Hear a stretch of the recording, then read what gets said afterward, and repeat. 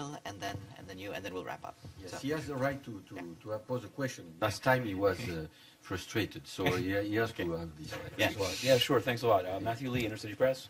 On behalf of the Free UN Coalition for Access, thank you for doing this briefing. I wanted to ask you about Yemen.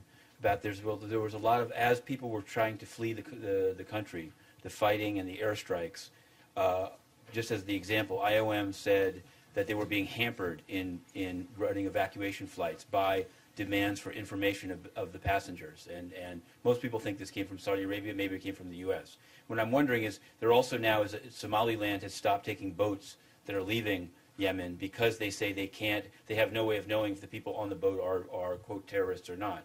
So I guess my question is, what would you advise, what's the balance between people needing to flee a situation like Yemen and this desire to know in advance every single person on the plane? And do you work with a territory like Somaliland that has a problem of people arriving without any screening? And just on Nizar's question, it wasn't your report, but the 1267 report that's going to be committed said clearly that most foreign fighters going to Syria come through Turkey. It's a direct quote from the report. Yeah. So I wanted to know, do you dispute that? Do you work with that committee? And if so, what would you advise Turkey to do to stop that? Thanks. I will start with the last question, if you don't mind. Yes, I saw this 1267 monitoring team report.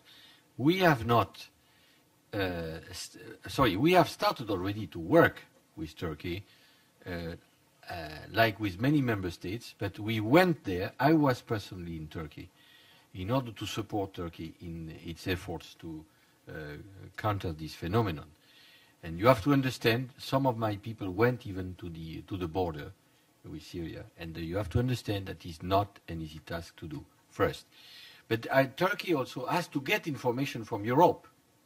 If you want Turkey to do something on these issues, they have also, this government has also the right to say, well, give me sufficient information, API, PNR, whatever you want, in order for me to be able to identify. Otherwise, where is my liberty of freedom of traveling? So we work with the government, and we work very closely with them, and they are very, it is very clear that they want to work with us on this issue. The second point is where do we put the cursor, between humanitarian law, which has to be respected, and this is one of the issues that both the Council and the Secretary General have insisted on. This is where we have to put the cursor. So probably the screening cannot be done when the people flee from a zone of conflict, etc. So you want to stop them and to say, no, please give me your... no. So what you have to do is to get them upon arrival and to make the screening when they arrive, and to make a clear distinction between refugees upon arrival and eventually foreign terrorist fighters or terrorists. That's what we can do. But the first is, in my view, and it's not my view, by the way, it's the view of the United Nations. The first is humanitarian law, which prevails. What would you say to Somaliland to do? UNHCR takes care, yes, sure. of my colleagues. A place like Somaliland, where these boats are arriving, according to you and your studies, what should they do? They don't have the resources. They say that the UN hasn't given them the resources to screen people or even house people. Yes. Okay, we will try to do our best to help them. This is what we have to do. Now, at the moment, what do?